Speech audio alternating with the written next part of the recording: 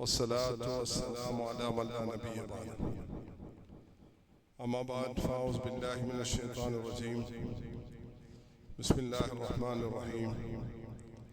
قل هذه سبيلي أدعو إلى الله على بصيرة أنا ومن اتبعني. صدق الله العظيم. அல்லாஹ்வின் நல்லடியார்களே, அன்பு சகோதரர்களே, பெரியார்களே, அல்லாஹ்வை அஞ்சி பயந்து தக்வாவை கடைபிடிக்குமாறு முதலாம் எனக்கும் அப்பால் உங்களுக்கும் நசியத்தும் பசியத்தும் செய்து கொள்கிறேன். அல்லாஹு தஆலா கியாமத் வரைக்கும் வரக்கூடிய அனைத்து மனிதர்களுக்கும் நேர்வழி காட்டுவதற்காக இறுதி தூதராக ஹதரத் முஹம்மது ஸல்லல்லாஹு அலைஹி வஸல்லம் அவர்களை அல்லாஹ் தெரிவு செய்தார். அந்த தெரிவின் அடிப்படையில் அவர்களுக்கு கொடுக்கப்பட்ட இந்த தீன், இந்த ஷரியத், இந்த மார்க்கம் உலகத்தில் வாழக்கூடிய 700 கோடி மக்களுக்கும் சொந்தமானது. எல்லாருக்கும் இந்த தூது போக வேண்டும், எல்லாரும் இதை புரிய வேண்டும். அல்லாஹ்வுடைய வல்லமை குதிரத்தை அவர்கள் அறிந்து கொள்ள வேண்டும். அதே நேரத்தில் ரசூல் ஸல்லல்லாஹு அலைஹி வஸல்லம் அவர்களுடைய வருகை, அவர்களுடைய முயற்சி, அவர்களுடைய தியாகம், அதையும் எல்லோரும் புரிந்து கொள்ள வேண்டும். நபி அவர்களுக்கு அல்லாஹ் தஆலா மிக குறுகிய 23 வருடத்தின் நபித்துவத்தை அல்லாஹ் தஆலா கொடுத்தார். 40 வயதுல நபித்துவத்தை எடுத்து அவர்கள் 63 வயதுல வஃபாத்தானார்கள். இந்த 23 வருஷத்துக்குள்ள அல்லாஹ் தஆலா கியாமத் வரைக்கும் வரக்கூடிய எல்லா மக்களுக்கும் தூதராக, நபியாக, ரசூலாக அல்லாஹ் தஆலா தெரிவு செய்திருக்கிறார்.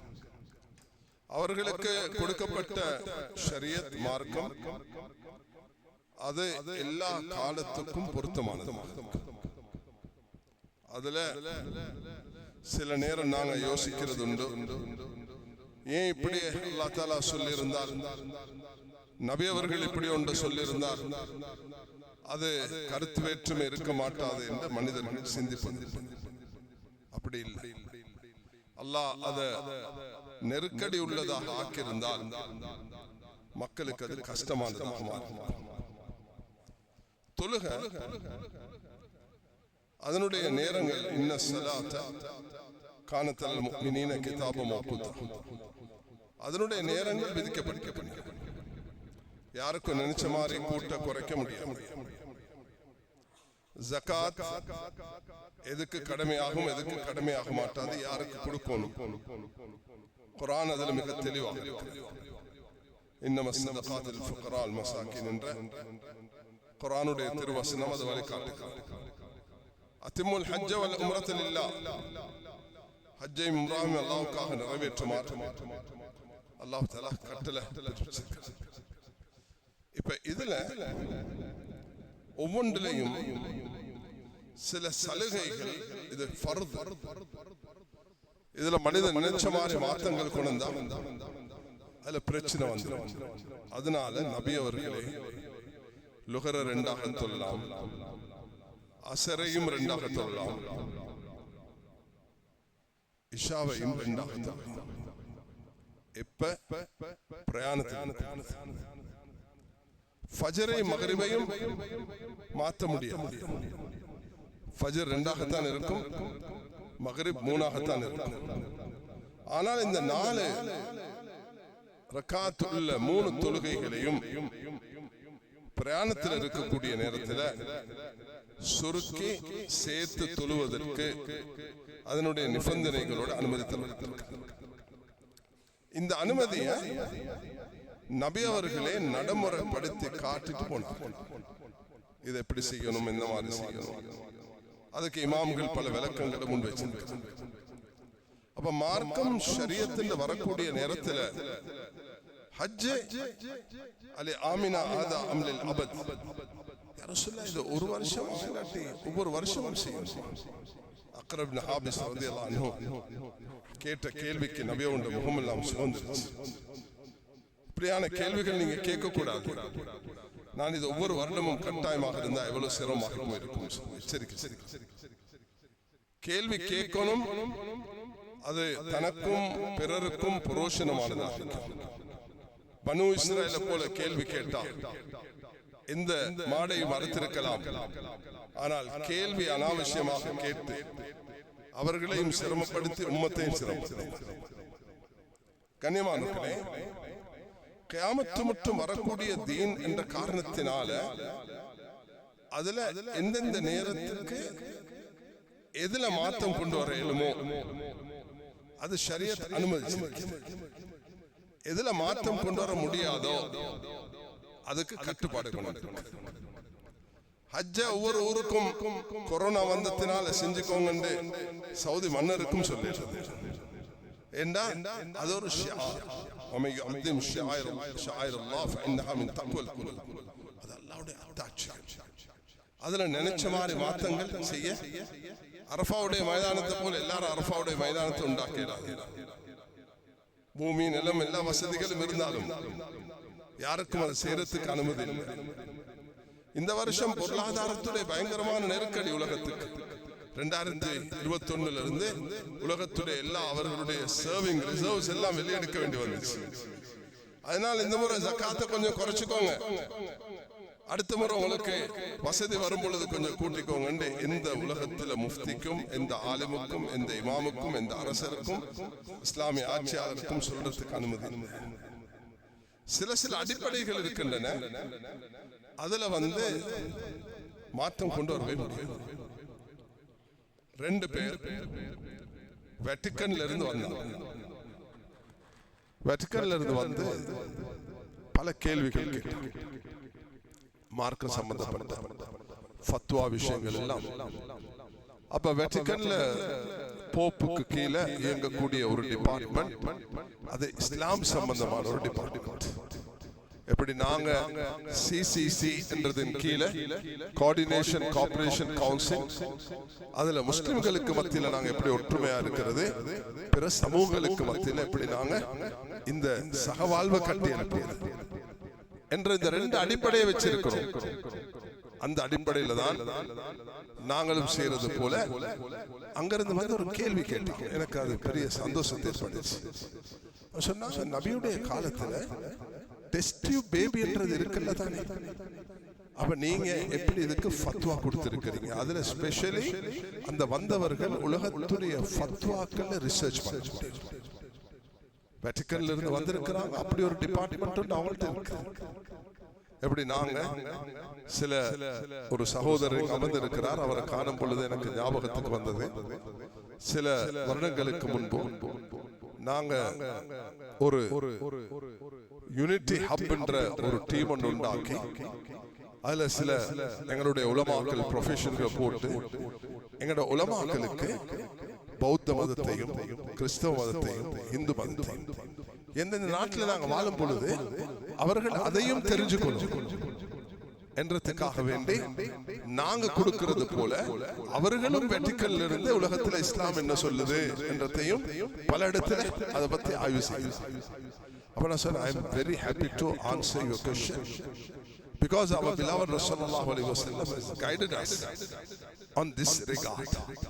அவருக்கு அது பெரிய ஆச்சரியம் ஆயிடுச்சு. நீங்க நபி அவங்க இதுக்கு வழிகாட்டி இருக்கிறாங்க டெஸ்ட் டியூப் பேபிக்கு சொன்னா அது எப்படி நபி அவங்க வழிகாட்டினாங்கன்னு கேட்டாங்க. நான் சொன்ன ஒரு நாள் முஆஸ் இப்னு ஜபல் என்ற ஒரு சஹாபி, அவர் யமனுக்கு போறார். அப்ப நபி அவங்களுக்கு ஒரு சைக்கிள் மூலமாக தெரிஞ்சு விட்டது, ஒருவேளை முஆஸ் மறுவ என்ன சந்திக்க மாட்டார். அந்த விஷயம் முஆஸுக்கு பெரிய கவலை ஏற்படுத்துச்சு. அதே போலதான் நடந்துச்சு. முஆஸ் ரலியல்லாஹு அன்ஹு திரும்ப வரும் பொழுது நபி அவங்க மௌத்தாயிட்டாங்க. முஆஸ் திரும்ப வரும் பொழுது அந்த முஆஸ் கேட்டாங்க, முஆஸ் நீங்க அனுப்புற நான் சுலைமான் அலைஹிஸ்ஸலாத்துக்கு இருந்தாலும் அல்லாஹ் சில கம்யூனிகேஷன் உடைய முறைகளை அல்லாஹ் கொடுத்தார். நபி அவர்களுக்கு மோஜிசாக்கள் அல்லாஹ் கொடுத்தான், ஆனா வித்தியாசமாக இருந்தது. இன்றைக்கு மாறி மொபைல் போன் எடுத்து பல ஆயிரக்கணக்கான மைல்களுக்கு அப்பால் பேசுறதுக்கு உண்டான வழிகள் அல்லாஹ் வைக்கல. அப்ப நபி ஸல்லல்லாஹு அலைஹி வஸல்லம் கேக்குறாங்க, நீங்க நான் ஒரு காதியா, ஒரு ஜட்ஜா, ஒரு தலைவரா, ஒரு லீடரா உங்களோட அனுப்புறேன், அங்க போயிட்டு நீங்க எப்படி தீர்ப்பு கொடுப்பீங்க? மக்கள் பல பிரச்சனைகளை கேட்பாங்க. இன்னைக்கு எங்கள்கிட்ட வந்து கேட்கறது மாதிரி பிளட் கொடுக்கலுமா? 2004 இந்த பிளட் பேங்க்ல உள்ள டாக்டர்ஸ் வந்து சொன்னாங்க, பிளட் தேவைப்படக்குள்ள முஸ்லிம்கள் எல்லாம் பாதுகாக்கணும், யாரையும் எடுத்துக்கொள்றாங்க. ஆனா அவங்கள்ட்ட கேட்டா இது ஹராம்ன்றாங்க. இதை கொஞ்சம் நீங்க வழிகாட்டுங்க. அப்ப நாங்க வழிகாட்டினோம். எங்களோட மார்க்கம் அப்படிப்பட்டதல்ல. இதுக்கு இஸ்லாத்தில் ஒரு வழிகாட்டல் இருக்கிறது. ஒரு தங்கடம், ஒரு நோய், ஒரு கஷ்டம் வரக்கூடிய நேரத்தில் மனிதனுக்கு உயிருக்கு ஆபத்து வரும் பொழுது ரத்தத்தை எடுக்கலாம், கொடுக்கலாம். அது ஒரு வியாபார பொருளாக மாற்றிக்கொள்ள கூடாது. அது வியாபாரத்துக்குள்ளது அல்ல. மனிதாபிமான அடிப்படையில் ஒருவர் ஒருவருக்கு உதவி செய்து கொள்வதற்கு மார்க்கத்தில் சில நிபந்தனைகளோடு அதுக்கு அனுமதி இருக்கிறது. அதுபோலதான் இந்த விஷயத்திலையும் நாங்க சொன்னோம், மார்க்கத்தில் பல விஷயத்துல இஸ்லாம் நமக்கு வழிகாட்டுகிறது. முஆஸ் இப்னு ஜபல் ரலியல்லாஹு அன்ஹு சொன்னார்கள், யா ரசூலல்லாஹ், குர்ஆன்ல இருந்து தீர்ப்பு கொடுப்பேன். அப்ப நபி அவங்க முஆஸ் அனுப்பக்கொள்ள, எங்கட மஸ்ஜிதுல பாருங்களேன் குர்ஆன் எத்தனை வச்சுப்பட்டிருக்குது. இப்படி குர்ஆன் அங்க இருக்கிறது.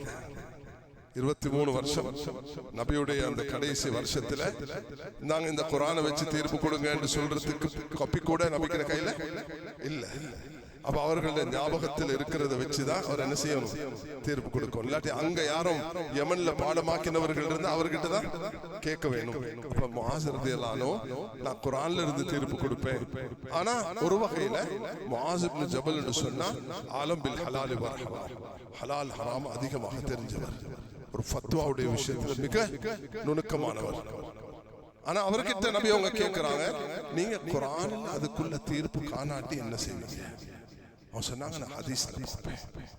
இன்றைக்கு எங்களுக்கு லட்சக்கணக்கான ஹதீஸ்கள் தொகுக்கப்பட்டு ஒரு கம்ப்யூட்டர்ல, ஒரு டிஸ்க்ல, ஒரு ஒரு ஒரு ஒரு எங்கள்கிட்ட இருக்கக்கூடிய நவீன கருவிகள்ல அது லேசாக எங்களுக்கு அடைஞ்சு கொள்ளலாம். 10,000, 20,000, 1 லட்சம் காப்பீஸை இவங்களுக்கு சர்வ் பண்ணி வச்சு கொள்றதுக்கு உண்டான வழிகள் அங்க இருக்குது. ஒரு ஜகாத்துடைய வார்த்தை அடிச்சா அது எத்தனை ஹதீஸ்கள் இருக்குதுன்னு வருது.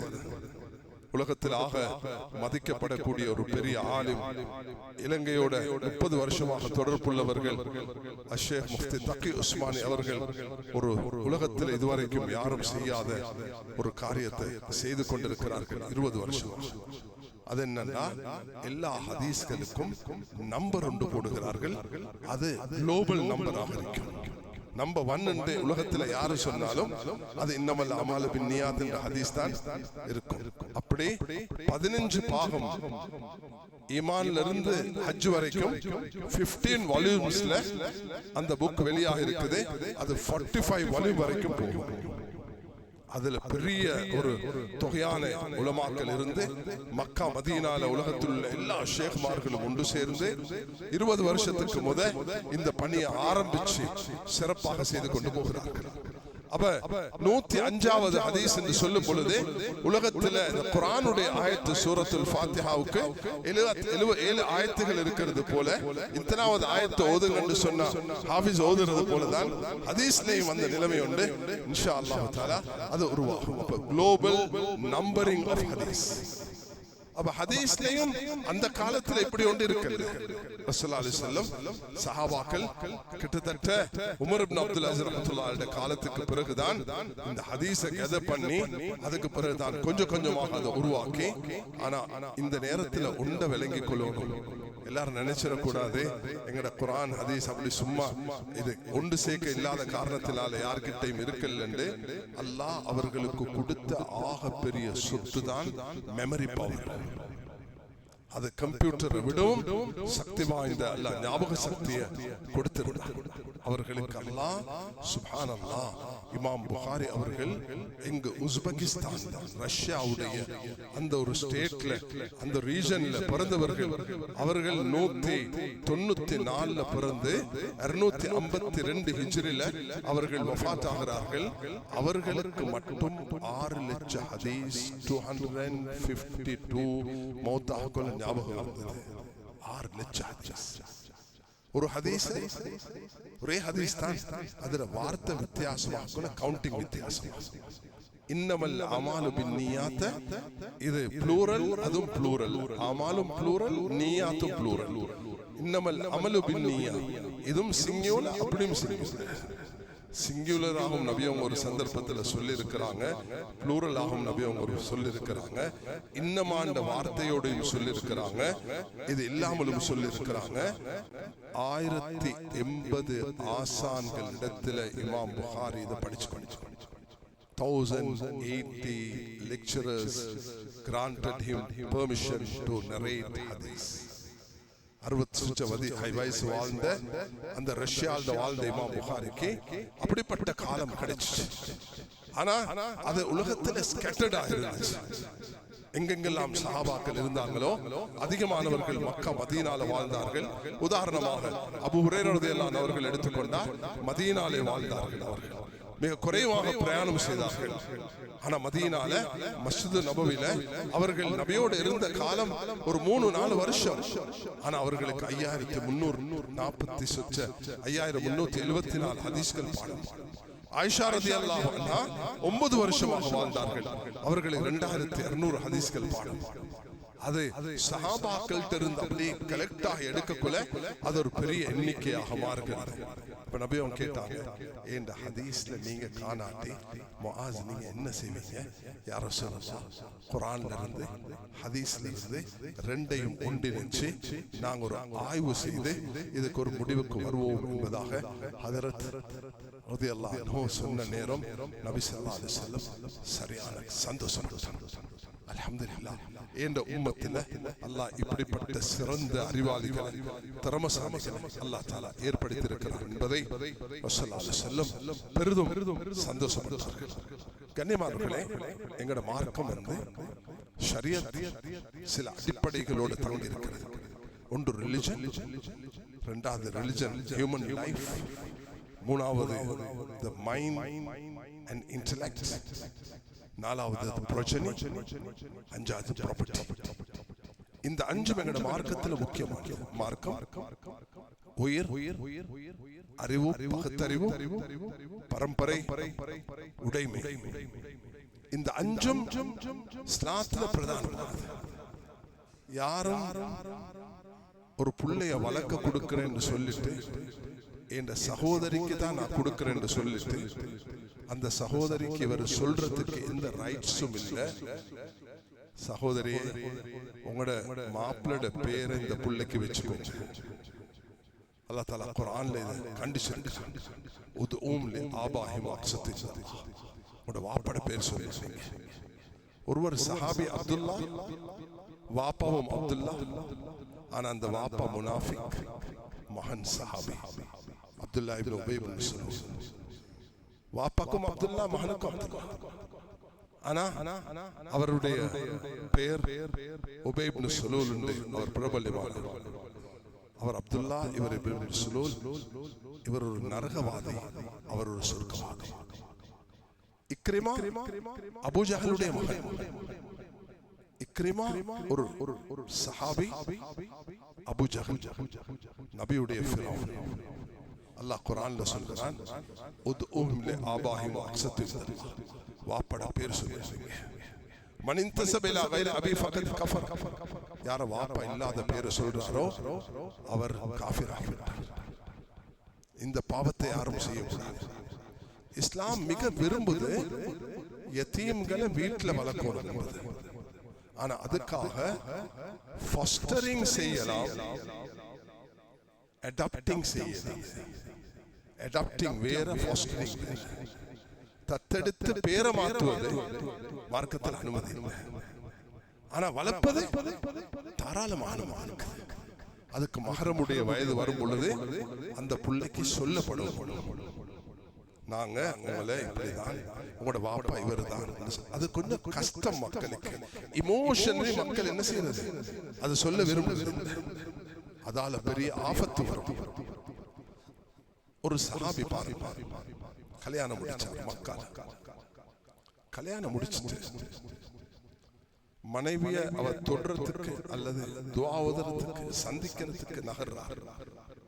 நபியுடைய காலத்தில் ஒரு பெண்மணி வந்து சொல்றாங்க, அன்பு மகனே, நான் உனக்கும் பால் கொடுத்திருக்கிறேன், நீ முடிச்சிருக்கிற மனைவிக்கும் பால் கொடுத்திருக்கிறேன். இவர் திகைச்சு போனார். அப்படியா, நீங்க எனக்கு பால் குடிச்சிருக்கீங்க, அப்ப நீங்க என் தாய், என் மனைவி உங்களோட தாய், மனைவிக்கும் நீங்க தான் தாய், பால் குடித்தாய், எனக்கும் தாய் அவளுக்கும் தாய், அப்ப நாங்க ரெண்டு பேரும் பால் குடி சகோதரர். என்ன சகோதரி, நான் சகோதரி எப்படி முடிக்கணும்? பிறப்பு கொண்டு எப்படி சகோதரத்துவம் நிரூபணமாகுமோ, பால் குடிப்பதையும் கொண்டு நிரூபணமாகும். நபி அவர்களும் ஹம்சா ரலியல்லாஹு அவர்களும் ஒரே தாயிடத்தில் பால் குடிச்சாங்க. சுவைபியா என்ற அடிமை பெண்ணிடத்தில், ஹலீமா சாதியா இடத்துல நபி ஸல்லல்லாஹு அலைஹி வஸல்லம் குடிச்சாங்க. ஆமினா தாயிடத்துல குடிச்சது போல ஹலீமா சாதியா கிட்ட குடிச்சாங்க. ஆனா இந்த ரெண்டு பேரும் சேர்ந்து சுவைபியா என்ற அபூ லஹப் உடைய அடிமை பெண்ணிடத்தில் குடிச்சாங்க. அபூ லஹப் நரகவாதி என்பது உறுதி. தப்பத் யதா அபீ லஹப் வதம். அல்லாஹ் அவரும் அவருடைய கரங்களும் அழிவிலாகிவிட்டது என்று மிக பயங்கரமான எச்சரிக்கை செய்திருக்கிறார். ஆனா திங்கட்கிழமை நபி அவங்க பிறந்த அந்த மக்களிடத்துல பிரபல்யமான ரபீஉல் அவ்வல் 12ஆம் பிறையில சந்தோஷத்துல இந்த ஷஹாதத்துடைய வரலாறு சுவைபியாவை உரிமையிட்டார். அதுக்காக நரகத்துல திங்கட்கிழமைக்கு இந்த விரல்ல இருந்து அவருக்கு சொட்டு தண்ணீர் கொடுக்கப்படும். யாருக்கு? அபூ லஹப். நபி அவங்களுடைய சந்தோஷத்துல இந்த காரியத்தை செஞ்சதினால கண்ணியமானவர்களே, ரசூலுல்லாஹி அலைஹி வஸல்லம் அவர்கள் இந்த விஷயத்தை மிக கிளியர்லி மென்ஷன் பண்ணிருக்காங்க. அது என்னது? நான் இதை ஏன் எடுத்தேன்னா, இது டெஸ்ட் பேபியோட சம்பந்தப்படுது. ரிலிஜன் அது உங்களுக்கு தெரியும். மார்க்கம் எங்கட தீன், உயிர், மனிதன் உயிரை யாருக்கும் நினைச்ச மாதிரி எடுக்க. ஒரு யுத்தம் நடக்குது. உசாமாக்கு முன்னுக்கு ஒருவர் யுத்தத்துல வாராரு. உசாமா வாளை தூக்க கொலை. அவருடைய பக்கத்தில் உள்ள ஒரு சஹாபி இருந்தாரு. அந்த சஹாபி முல்ல கலிமா சொன்ன உடனே அந்த எதிரி கலிமா சொல்ற, அந்த சஹாபி முல்ல நகண்டு போயிட்டார். இவர் நீ பொய்க்கு கலிமா சொல்றான்னு வெட்டிட்டாங்க. அல்லாஹு அக்பர். நபி ஸல்லல்லாஹு அலைஹி வஸல்லம் அவர்களுக்கு இந்த செய்தி கேள்விப்பட்டோம். அலா ஷகக்த அன் கல்பி, உஸாமா நீ என்ன செஞ்ச? நீ அல்லாஹ்வுக்கு என்ன பதில் சொல்ல போற? அவன் கலிமாவை எப்படி சொன்னான்னு உனக்கு என்ன தெரியும்? நீ நாளைக்கு அல்லாஹ்க்கு என்ன பதில் சொல்லுவ? உஸாமா ஹஜ்ரத் ஸைத் நபியவங்களால் வளர்க்கப்பட்ட அந்த மகனுடைய புள்ள உஸாமா, ஹசன் ஹுசைன் மடியில வளர்ந்தது போல உஸாமா மடியில வளர்ந்திருக்கிறார். அவர் அடிமையுடைய மகன். ஆனா அவரை மக்கத்து மக்கள் ஸைத் பின் முஹம்மது என்று கூப்பிடுறாங்க. குர்ஆன் சொல்லுச்சு, ஸைத் பின் முஹம்மது என்று உங்களுக்கு கூப்பிடாது, ஸைத் பின் ஹாரிஸா சொல்லுச்சு. ஆனா சுப்ஹானல்லாஹ், அல்லாஹு அக்பர், அல்லாஹு ரஹ்மான், ரப்புல் ஆலமீன், அந்த ரப்ப வணங்கக்கூடிய இய்யாக நஅபுது வ இய்யாக நஸ்தஈன், உலகத்தை பராமரிக்கக்கூடிய, பாதுகாக்கக்கூடிய, அனைத்து தேவைகளை நிறைவேற்றக்கூடிய, நாஸ்திகரையும் அல்லாஹ்வுக்கு எதிராக நிற்கக்கூடியவர்களுக்கும் அனைத்து தேவைகளையும் கொடுக்கக்கூடிய ரப்பு தான் அந்த ரப்புல் ஆலமீன். அந்த ரப் என்ன சொன்னான் தெரியுமா? அந்த சஹாபியுடைய பேரை மட்டும்தான் குர்ஆன்ல வச்சிருக்கிறான். ஃபலம்மா கதா ஸைது மின்ஹா வத்ரன் ஸவஜனாஹா. Abu Bakr, Umar, Usman, Ali, Talha, Saad, Saeed, Talha, Abu Ubaidah ரலியல்லாஹு அன்ஹு அஷரா முபஷ்ஷரா, யார் பேரும் இல்லை. ஏன்? உங்களுக்கு ஒரு பாக்கியம் கிடைச்சிச்சு, ஸைத் பின் முஹம்மத், நான் அதை எடுத்துட்டேன். ஆனா அதை விட ஒரு பெரிய பாக்கியத்தை இந்த குர்ஆன்ல உங்களோட பேரை வச்சிருக்கிறேன். குர்ஆன்ல வச்சிருக்கிறேன். இங்க ஒரு விஷயத்தை ஞாபகம் வச்சுக்கோங்க. எப்பயுமே நாங்க ஒன்று செய்யக்கொள்ள, அல்லாஹ்வுக்கு செய்றோம். அல்லாஹ் அதுக்கு ரிட்டர்ன் அப்படிதான் தருவான். நான் எனக்கு அடிக்கடி சொல்லிக் கொள்றது உண்டு. இப்ராஹிம் அலைஹிஸ்ஸலாம் சில வேலைகள் செஞ்சாங்க. அவங்க செஞ்ச தியாகங்கள் சின்ன வயசுல இருந்து நெருப்புல போடப்பட்டு மகன் கிடைச்சு பாலைவனத்தில் விட்டு, மனைவி கிடைச்சு 2 பேரையும் விட்டு, மகண்ட களத்துல கத்திய வச்சு எல்லா பட்டதையும் பிறகு அல்லாஹ் என்ன செஞ்சான் தெரியுமா? ஃபத்தஹிதுல் மகாம் இப்ராஹிம் முஸல்லா. யாரெல்லாம் தவாஃப் செய்கிறீங்களோ அந்த இப்ராஹிமை ஞாபகப்படுத்துங்க. சஃபா மர்வால அந்த ஹாஜர் ஞாபகப்படுத்துங்க. ஜம்சம்ல அந்த இஸ்மாயிலை ஞாபகப்படுத்துங்க. கமா ஸல்லைத அலா இப்ராஹிம். ஒவ்வொரு தொழுகையிலையும் அந்த இப்ராஹிமை ஞாபகப்படுத்துங்க. நானும் நீங்களும் அல்லாஹ்வுக்காக இதை செஞ்சுட்டு போனால் அல்லாஹ் ஞாபகப்படுத்துறது அப்படிதான் இருக்கும். அல்லாஹ்வுக்காக ஒன்றை செஞ்சு பழகுங்க, அதுதான் பெரிய பொறுமதியாக இருக்கும். அல்லாஹ்க்கு செய்யறதுக்கு மனிதனுக்கு எந்த நிபந்தனையும் தேவையில்லை. நாய்க்கு தண்ணீர் கொடுத்தாலும் அல்லாஹ் அதையும் மதிக்கக்கூடியவன். நிபந்தனைகளோட, கண்டிஷனோட, கட்டுப்பாடோட இல்ல அல்லாஹ்வுக்கு கொடுக்கணும். அல்லாஹ்வுக்கு மனம் திறந்து கொடுக்கணும். கொடுத்தார் ஒருவர் கஞ்சனுக்கு, 2வது நாள் கொடுத்தார் விபச்சாரிக்கு, 3வது நாள் கொடுத்தார் ஆகப்பெரிய திருடனுக்கு. கொடுக்கிறவருடைய நியத்து தான் முக்கியமானது. சில வேளை தவறான கையிலும் போகும், அதுக்காக தவறான இடத்துல போய் கொடுக்கணும் என்றது அல்ல. சில வேளை அப்படி நடக்கும், ஆனால் அதுக்குரிய பிரதிபலன் என்ன தெரியுமா? சத்தம் வருதா? ஓண்ட தர்மம் விபச்சாரிக்கு போனாலும், ஓண்ட தர்மம் கஞ்சனுக்கு போனாலும், ஓண்ட தர்மம் திருடனுக்கு போனாலும், உன்னுடைய நியத்துடைய பிரதிபலன் அவனுடைய வாழ்க்கையை மாற்றிவிட்டது. உலகத்தில் அல்லாஹ் அப்படிதான் விழிச்சிருக்கிறான். அதனால இந்த பிரஜனி, எங்களோட நசல், எங்களுடைய அந்த பரம்பரை என்பது ஆக முக்கியமானது. இரத்த உறவு குர்ஆன்ல சொல்லப்பட்டிருக்கிறது. அப்ப நான் அந்த 2 ஃபாதர்ஸுக்கு நான் விளங்க வச்சேன். எங்கட மார்க்கத்துல டெஸ்ட் பேபி கூடும். இது எதை வச்சு சொல்றீங்க? நான் சொல்றேன், இது sperm from husband and wife. There is no issue. It's a medical term of doing things. வைத்தியம் அதுவும் நபி அவங்க சொல்லி இருக்கிறாங்க. நான் சொன்னேன், குல்லி தாஇன் தவாஉன் இல்லல் மௌத். எல்லா நோய்க்கும் மருந்து இருக்குது, மௌத்து தவிர. மௌத்து தவிர நீங்க அடையலன்னா அது உங்களோட மிஸ்டேக். இல்லன்னா அல்லாஹ் எல்லா நோய்க்கும் மருந்து வச்சிருக்காங்க.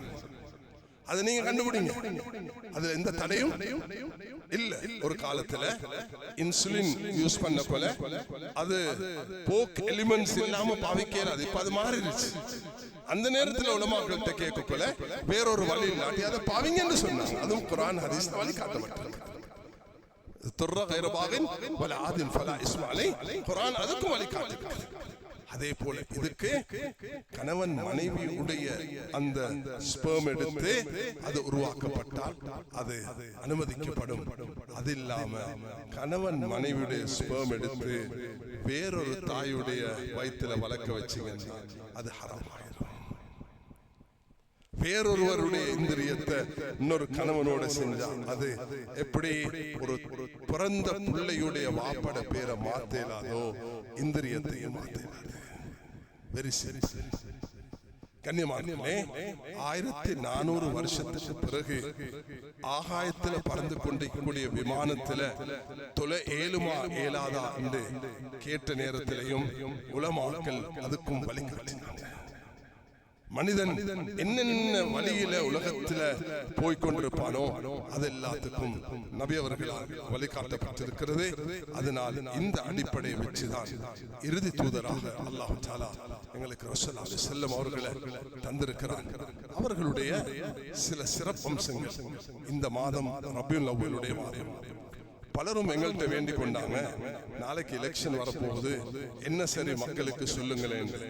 நாங்க பார்த்தோம், இந்த மெம்பர் மேடைகளை இந்த எலெக்ஷனை விட்டு தூரமாக வைங்க. அதையும் இதையும் கனெக்ட் பண்ண போய் ஒவ்வொருவரும் ஒவ்வொன்று பேச ஆரம்பிச்சா இந்த கண்ணியம் இல்லாமல் போகும். அதனால நாங்க ஒரு தெளிவான ஒரு ஸ்டேட்மெண்ட் கொடுத்திருக்கிறோம். ஒவ்வொருவரும் அதை ஃபாலோ பண்ண வேணும். அது என்னன்னா, இந்த நாட்டுடைய ஜனநாயக நாட்டுல ஒவ்வொருவருக்கும் தனக்கு ஓட் போடுறதுக்குரிய ரைட்ஸ் இருக்குது. அது அல்லாஹ் இடத்துல தொழுது துவா செஞ்சுட்டு அதுக்கு சாட்சி சொல்ல போகும் பொழுது அல்லாஹ் இடத்துல துவா செஞ்சுட்டு அவருக்கு போய் அந்த ரைட்ஸை பாவிக்க வேண்டியதுதான். அது இல்லாம நாங்க மார்க்க ரீதியாக யாரையும் இந்த நாட்டுல இந்த கட்சி அந்த கட்சி, இந்த மனிதர் அந்த மனிதர் என்றதே கிடையாது. அதனால அந்த சப்ஜெக்டே வானா. நபியுடைய இந்த வாழ்க்கையோட சம்பந்தப்பட்ட இந்த ரபியுல் அவ்வல் மாசத்துல நாங்க ஒரு விஷயத்தை மக்களுக்கு மஸ்ஜிதுகள்ல செய்ய சொன்னோம். அதுதான் ஷமாஇலு திர்மிதி அவர்களுடைய 415 ஹதீஸ்களை 56 தலைப்புகள்ல மிக அழகாக இமாம் திர்மிஸி ரஹ்மத்துல்லாஹ் அவர்களும் உஸ்பெகிஸ்தான் என்ற துர்முஸ் என்ற இடத்துல பிறந்தவர்கள். அல்லாஹ் அவர்களுக்கு கொடுத்த சிறப்பம்சம் சுப்ஹானல்லாஹ். அவர்கள் நபியுடைய அவர்களுடைய நட, அவர்களுடைய சிரிப்பு, அவர்களுடைய பேச்சு, அவர்களுடைய அழகு, அவர்களுடைய தலைமுடி, அவர்களுடைய நடையிலிருந்து எல்லா விஷயத்தையும் அழகாக அவர்களுடைய வாகனம், அவர்களுடைய சாப்பாடு எல்லாத்தையும் தொகுத்திருக்கிறார்.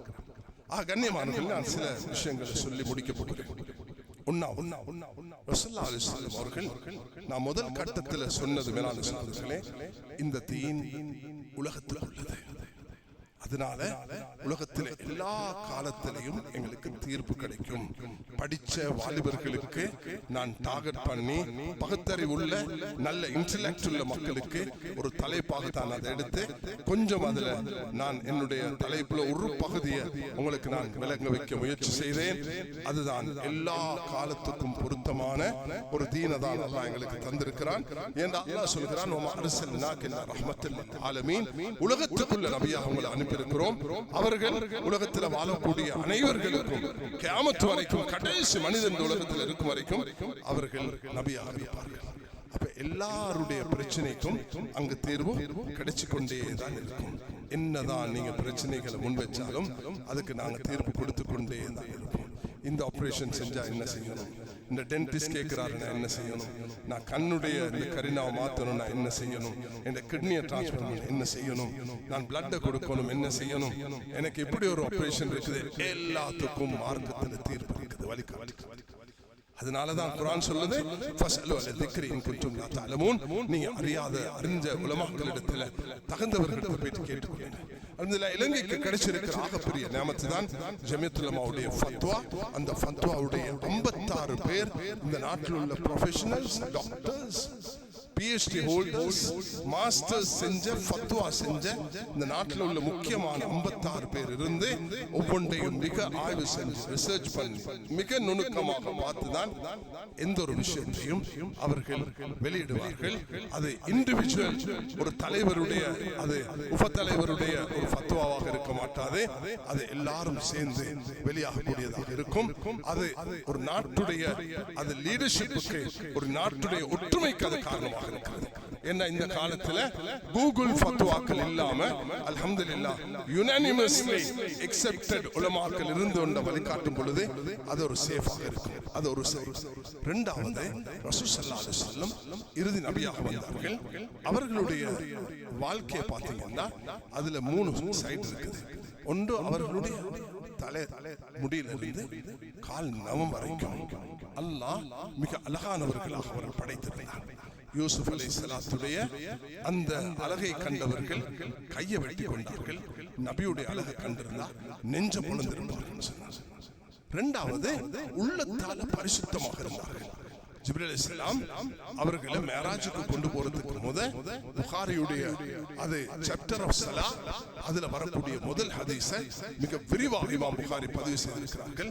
நெஞ்ச பிளந்து அதை அவங்களோட கல்பை வெளியெடுத்து தங்க தட்டுல வச்சு ஜம்சம் தண்ணியை போட்டு அதை கழுவி சுத்தப்படுத்தி நபி அவர்களுடைய உள்ளத்தை அல்லாஹ் அப்படி தூய்மைப்படுத்தி வச்சிருந்தார்.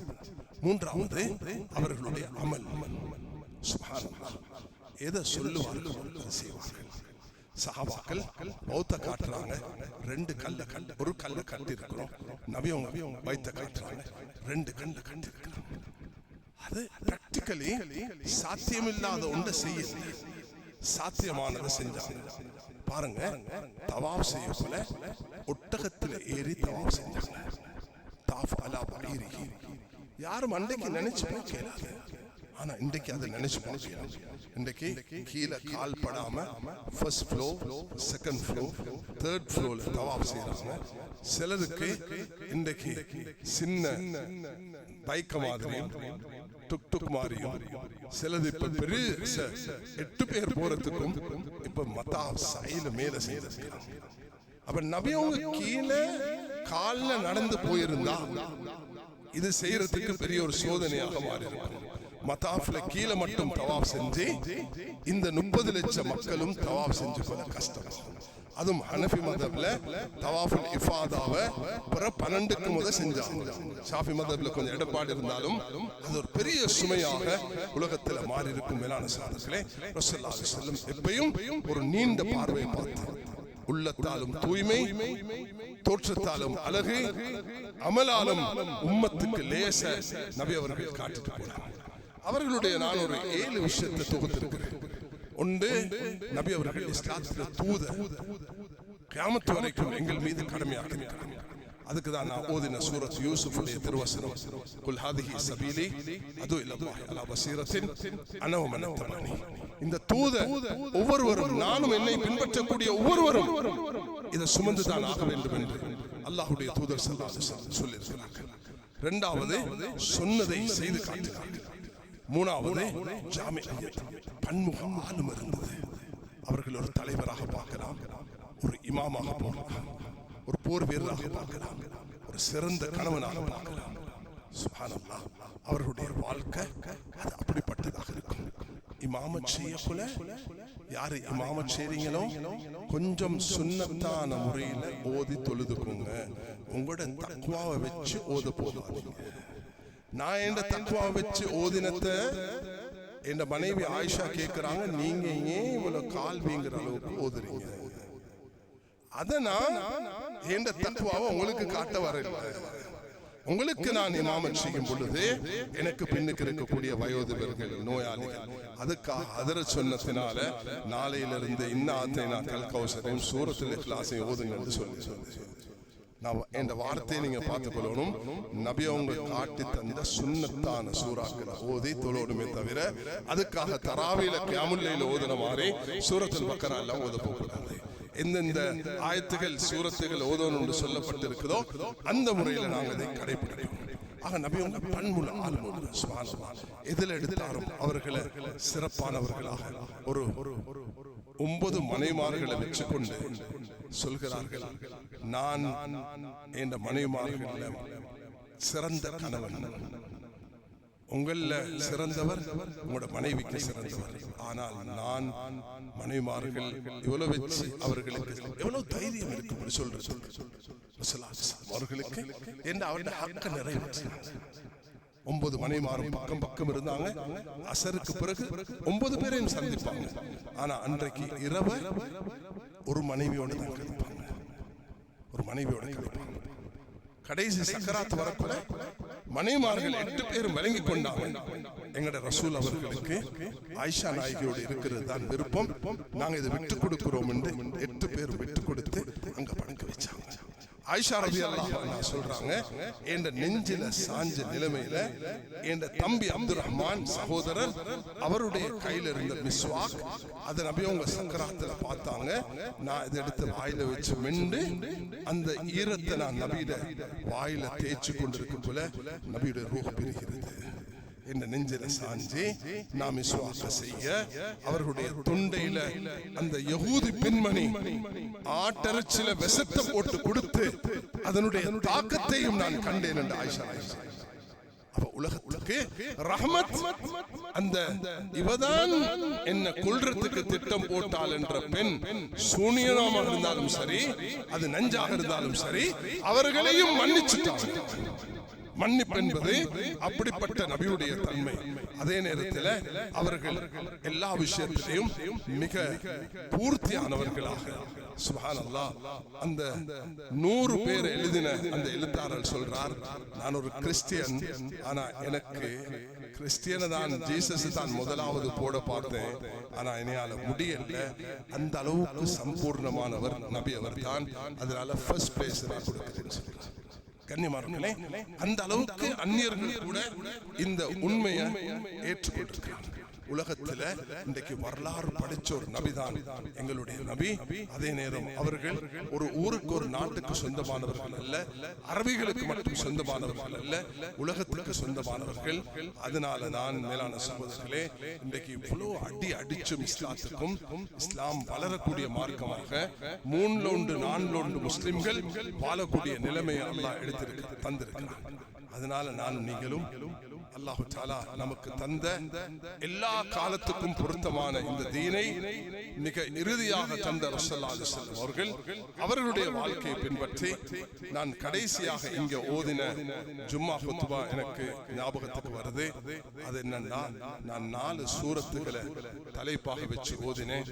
ஒன்று சூரத்துல் இக்லாஸ், சூரத்துல் கௌசர், சூரத்துல் அஸ்ர், சூரத்துல் நஸ்ர். அதை நான் உங்களுக்கு ஞாபகப்படுத்திக் கொண்டு இந்த பேருரையை முடிக்க விரும்புகிறேன். சூரத்துல் இக்லாஸ், குல் ஹுவல்லாஹு அஹத், அல்லாஹுஸ் ஸமத், லம் யலித் வலம் யூலத் வலம் யகுல் லஹு குஃபுவன் அஹத். எல்லாருக்கும் இது பாடம். அல்லாஹ் மீது நம்பிக்கையை ஓதி ஓதி ஒவ்வொரு தொழுகைக்கு பிறகும் ஓதணும். ஃபஜருக்கு பிறகும், மக்ரிபுக்கு பிறகும் 3 ஓதணும். அந்த ஃபலக், நாஸ், ஒன்னாவது சூரத்துல் இக்லாஸ், இரண்டாவது சூரத்துல் கௌசர், இன்னா அதைனாக்கல் கௌசர் ஃபஸல் ரப்பிக வன்ஹர் இன்ன ஷானியக ஹுவல் அப்தர். அல்லாஹ் தஆலா உலகத்துக்கு அனுப்பின நபி, அந்த நபியுடைய இவ்வளவு சிறப்பம்சத்தை அல்லாஹ் வச்சிருக்கிறான். அவர்களுக்கு நாளை கியாமத் நாள் ஹவுதுல் கௌசரை தரப்போகிறான். உலகத்துல இந்த கௌசர் என்னது? கைருன் கதீர், அதிகமான நலவுகள் அல்லாஹ் தந்திருக்கிறான். நாளைக்கு ஹவுதுல் கௌசரை தருவான். அந்த நபியின் மீது அன்ப இந்த சூரத்துல் கௌசர் எங்களுக்கு வலியுறுத்துகிறது. மூணாவது சூரத்துல் அஸ்ர். சூரத் யூசுஃபுடைய அந்த ஆயத்தும் இது ரெண்டும் இணைக்கப்படும். சூரத் யூசுஃப்ல இது என்னுடைய பாதை, நான் அழைக்கிறேன், என்னை பின்பற்றக்கூடிய ஒவ்வொருவரும் அழைக்கிறார்கள்.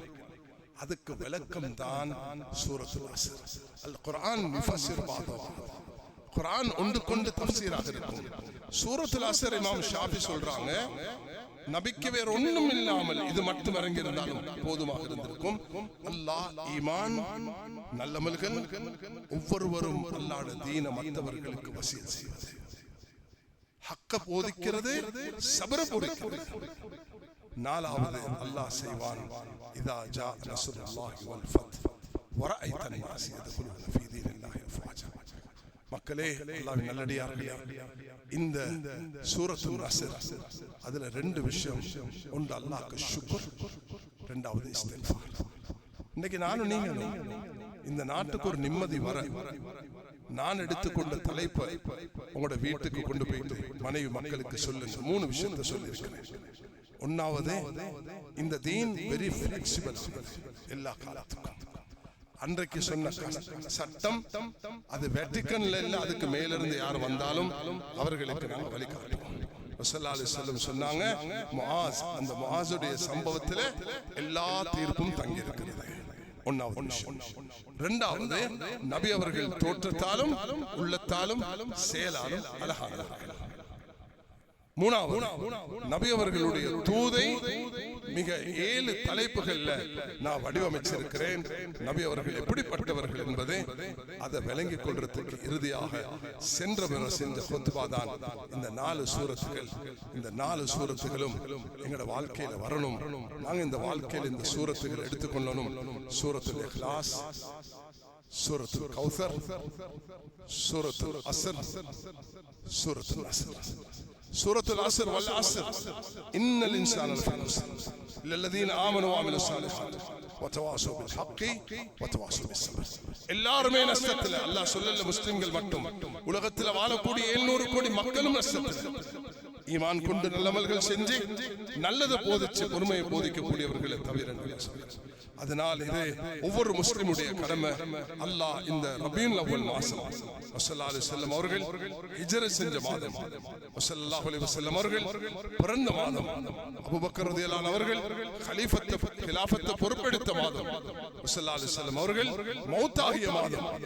இந்த மாதத்துல என்னுடைய இந்த தூதை எடுத்துக்கொண்டு அல்லாஹ் நாளைக்கு நடக்கக்கூடிய இந்த எலெக்ஷன்ல இந்த நாட்டுக்கும் இந்த நாட்டு மக்களுக்கும் குறிப்பாக முஸ்லிம்களுக்கும் நிம்மதியை, சந்தோஷத்தை, கைர ஏற்படுத்த வேண்டும் என்று ஒவ்வொருவரும் தனக்குள்ள உரிமையை முறையாக பயன்படுத்தி அல்லாஹ் இடத்துல மன்றாடி அல்லாஹ் இந்த நாட்டுக்கும் உலகத்துக்கும் குறிப்பாக பைத்துல் மக்தஸ் மக்களுக்கு அல்லாஹ் சாந்தியும் சமாதானத்தையும் நசீபாக்க வேண்டும் என்று துஆ செய்தவனாக நான் செய்த இந்த குத்பாவை ஒவ்வொருவரும் ஞாபகப்படுத்திக் கொண்டு இது ஒரு தூதாக எடுத்துக்கொண்டு நீங்க எல்லாரும் போக வேண்டும் என்று திரும்ப உங்களுக்கு ஞாபகப்படுத்துகிறேன்.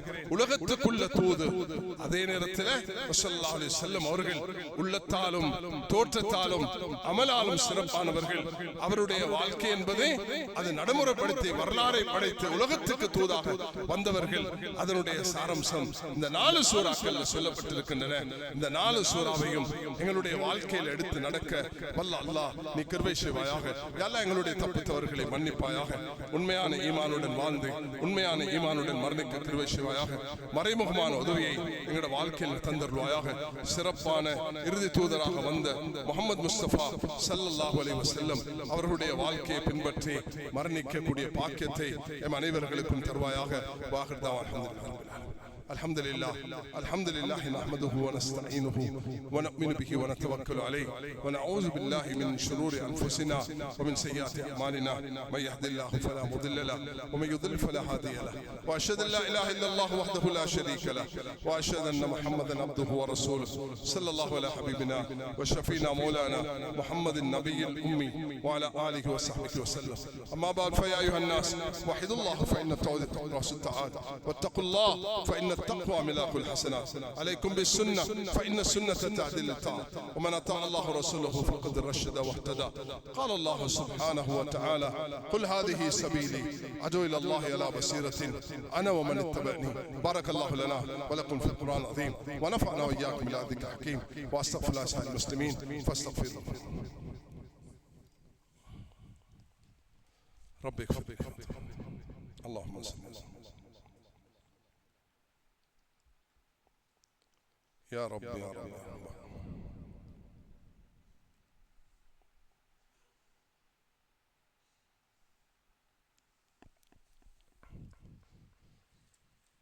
الحمد لله الحمد لله الذي هدانا لهذا وما كنا لنهتدي لولا أن هدانا الله. وأشهد أن لا إله إلا الله وحده لا شريك له وأشهد أن محمدا عبده ورسوله صلى الله على حبيبنا وشفينا مولانا محمد النبي الأمي العربي القرشي وعلى آله وصحبه وسلم. أما بعد فيا أيها الناس واتقوا الله ما استطعتم أطيعوا الله والرسول لعلكم ترحمون. قال الله سبحانه وتعالى والعصر إن الإنسان لفي خسر للذين آمنوا وعملوا الصالحات وتواصوا بالحق وتواصوا بالصبر. قال النبي صلى الله عليه وسلم الله الله في أصحابه لا تتخذوا غردا باضي فمن أحبهم فبيبي أحبهم من أبغضهم فبغض أبغضهم. قال عليه الصلاة والسلام أرحم أمتي بما بكر وأشدهم في أمر الله عمر وأصدقهم حياء عثمان وأقضاهم علي رضي الله عنهم وفاطمة سيد نساء أهل الجنة رضي الله عنها والحسن والحسين سيدا شباب أهل الجنة رضي الله عنهما وحمزة أسد الله رسوله الله باس مغفرة دائرة باطن لا تقادم به. اللهم أعز الإسلام والمسلمين اللهم انصر الإسلام والمسلمين في مشارق الأرض ومغاربها خاصة في جزيرة سريلانكا. اللهم لا تسلط علينا بذنوبنا من لا يخافك ولا يرحمنا. اللهم انصر المسلمين في كل مكان اللهم انصر المسلمين في كل مكان، انقذ المسجد الاقصى من قيد الظالمين. اللهم انصر المسلمين في فلسطين وغزة يا رب العالمين. اللهم انا نجعلك في نهورهم ونعوذ بك من شرورهم. اللهم اجنا من النار، اللهم اجنا من النار، اللهم اجنا من النار. اللهم لا تشوي خلقنا بالنار ولا تجعلنا محت بالنار، فانها بئس الدار بئس القرار. ان الله يامر بالعدل والاحسان وايتاء ذي القربى وينهى عن الفحشاء والمنكر والبغي يعظكم لعلكم تذكرون، ولذكر الله اكبر.